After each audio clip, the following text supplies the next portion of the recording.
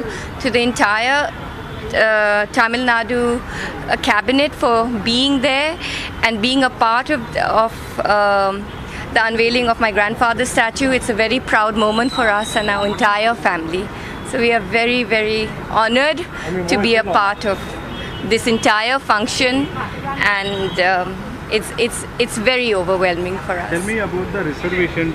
Today we have much more. It's a very important thing in India. Tell me about it. I think for people, reservation is very important. I know it was a very big step my grandfather had taken in order to implement the Mandal Commission and 27% of the reservation. But in hindsight, people weren't getting their recognition. The backward class, they got basically whatever was given to them, whatever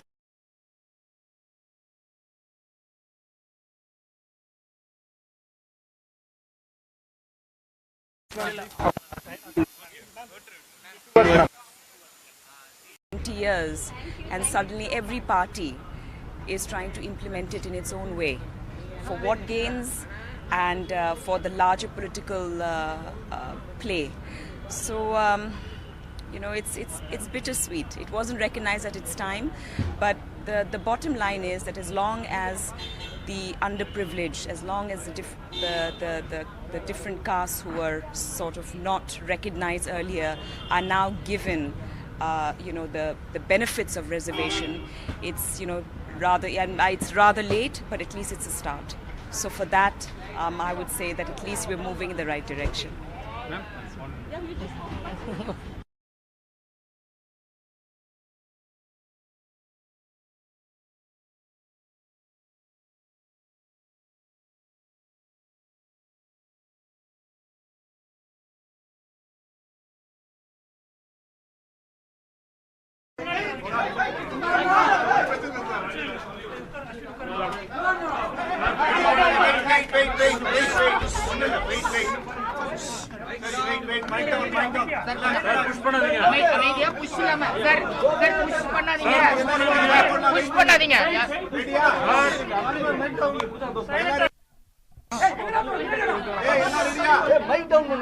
Sir, please, sir, silence. Silence, please. Adithanar sir, VP Singh, former Prime Minister statue was unveiled today. I feel deeply honored, I'm extremely proud, and I'm grateful for the Chief Minister for continuing the work that he started on social justice many years ago.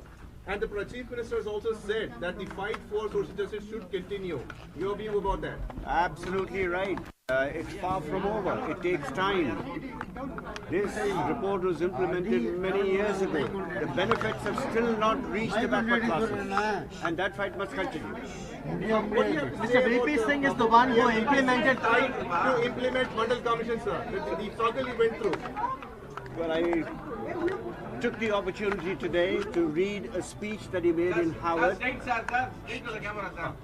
straight, sir, please. Oh, okay. I did take the opportunity today to read a speech he made in Harvard University, which has now become part of the syllabus, to describe in his own words what actually happened then.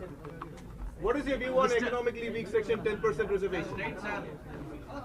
You see, these are all little details of the larger picture, and I don't want to get lost in those details. The bigger picture is still getting the benefits of reservations to the backward classes, the weaker classes. It was Mr. VP Singh who implemented the 27% reservation first across the country. Now we see a demand for caste-wide census. Do you think it's still relevant now, what he began? You see, what he began, this is like let me rephrase. Political parties at that time toppled his government for implementing Mandal. I would like to ask the people who actually toppled his government, what is your political compulsion to relive Mandal again?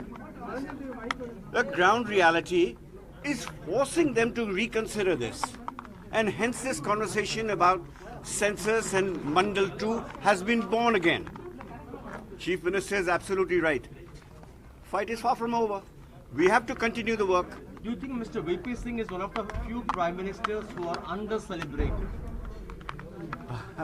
Absolutely. There is not even a portrait or a statue or a smarak for him. There is for all prime ministers except him. Perhaps because he implemented Mandal, so the abuse that the backward classes and the Dalits face, they're trying to abuse him in a different way. I just don't know. It's for the government to answer that. As a son, as a family, what do you think is Mr. VP Singh's biggest accomplishment in your view? Many, but this stands out because this is the most controversial one. But people forget. He did something for the poor and the backward. They forget many years before that, before he entered politics, the Chief Minister mentioned it in his speech. He gave all his lands. He was born royal. He inherited land. He gave it all to the poor. He gave it all to the backward. He gave it all to the Dalits.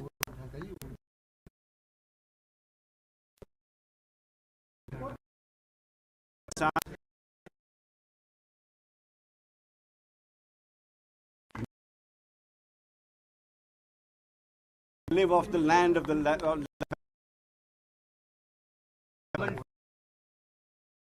Family's emotions as you saw the statue being unveiled. I mean, I was choking. I was choking for a reason, but I feel my father has given 40 years of his life for public service, and he has gone unacknowledged.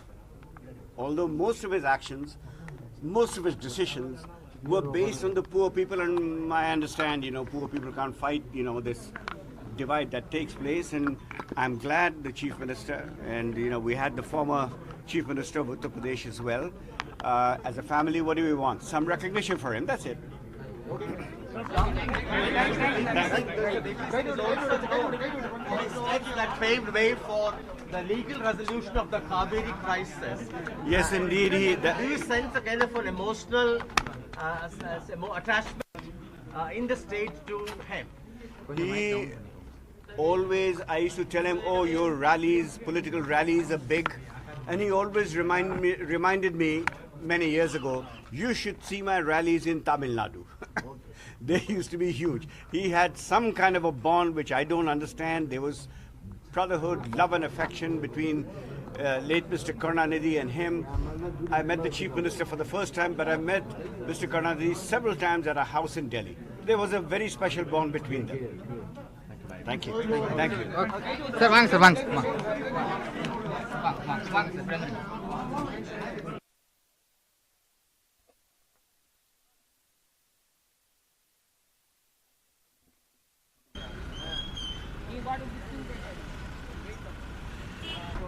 Oh yes, of course.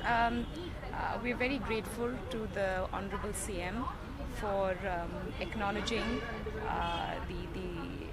my grandfather in this very beautiful way at the Presidency College, which is a very prestigious college.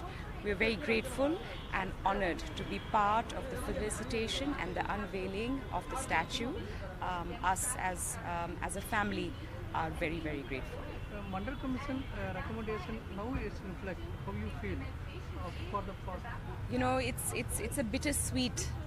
It's a very bittersweet experience because at the time when it was done, my grandfather was villainized. He was the villain of the scene.